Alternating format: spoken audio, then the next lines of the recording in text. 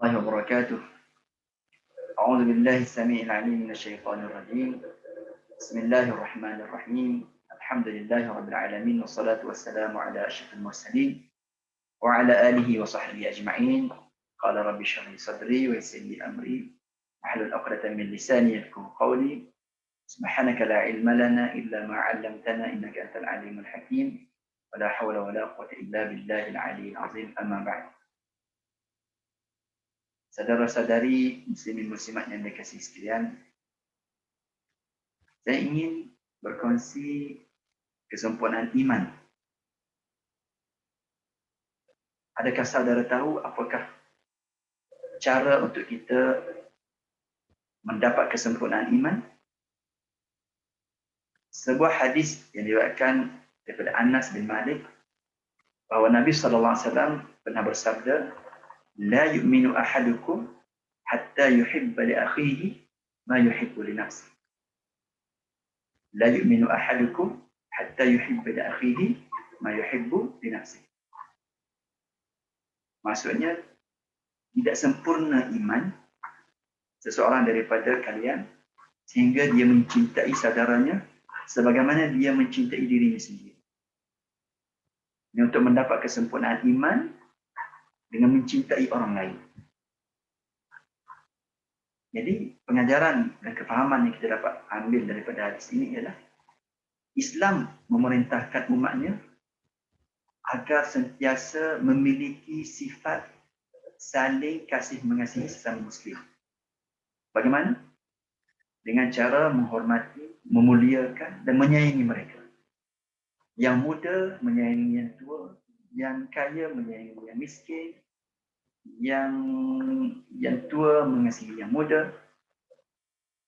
Saudara-saudari yang dikasihi sekalian,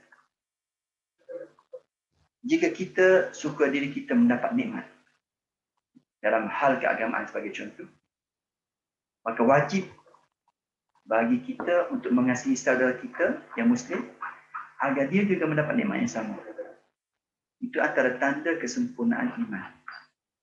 Kita tak nak orang lain berada dalam keadaan yang buruk ataupun tercela. Begitu juga jika kita suka memperoleh nikmat dunia, kita juga sewajarnya suka agar saudara kita yang Muslim juga turut memperolehinya. Saudara-saudari sekalian, jangan sesekali kita memiliki sifat dengki dan khianat dengan nikmat yang dimiliki oleh saudara kita yang lain. Kerana itu akhlak yang buruk. Ambillah iktibar kisah Aus dan Khazraj di Madinah, di mana dahulunya kedua-dua kabilah ini begitu ta'assub dan fanatik dengan kabilah masing-masing.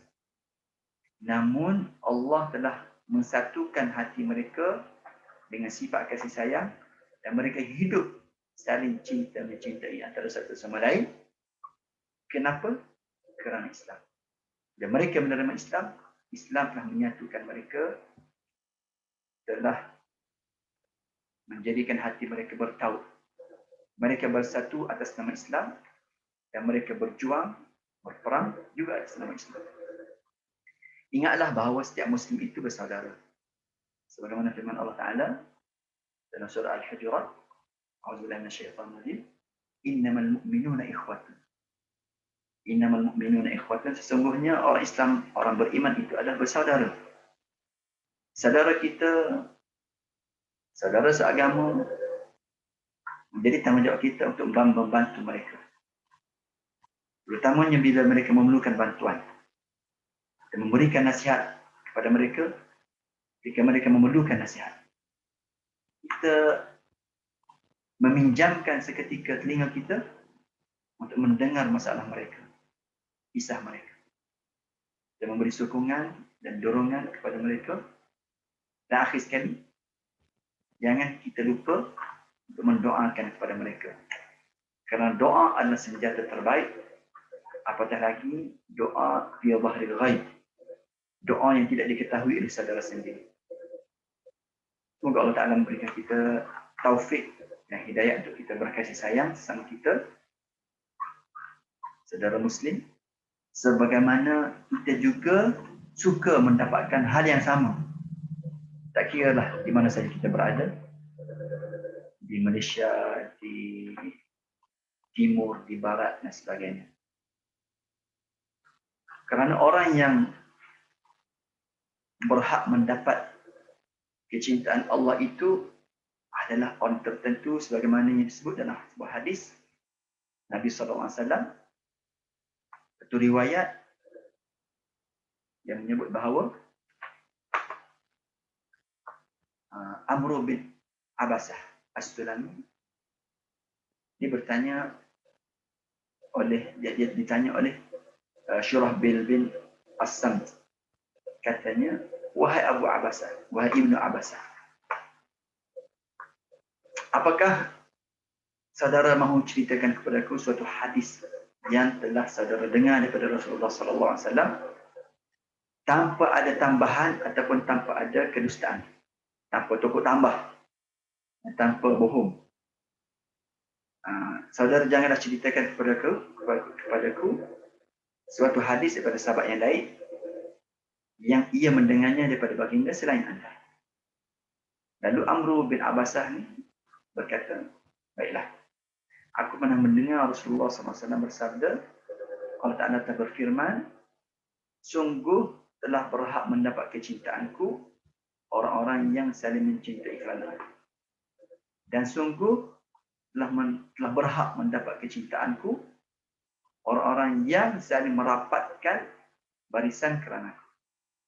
Dan sungguh orang yang berhak mendapat kecintaanku orang yang saling mengunjungi kerana aku, ziarah menziarahi. Dan sungguh orang yang berhak mendapat kecintaanku orang yang saling berkorban membantu yang lain kerana Allah. Dan sungguh telah mendapat kecintaanku orang yang saling tolong-menolong kerana aku, kerana Allah. Panjang hadis ni. Saya bacakan mafhumnya. Jadi pengajarannya ialah setiap Muslim ini berhak mendapat kecintaan Allah. Apabila mereka saling mengasihi kerana Allah. Apabila mereka saling merapatkan hubungan ukhuwah kerana Allah. Apabila mereka saling menziarahi kerana Allah.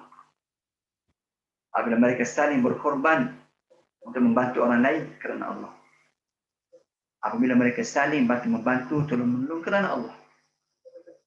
Jadi, jadikanlah diri kita ini disayangi Allah kerana penyayangannya kita kepada orang lain.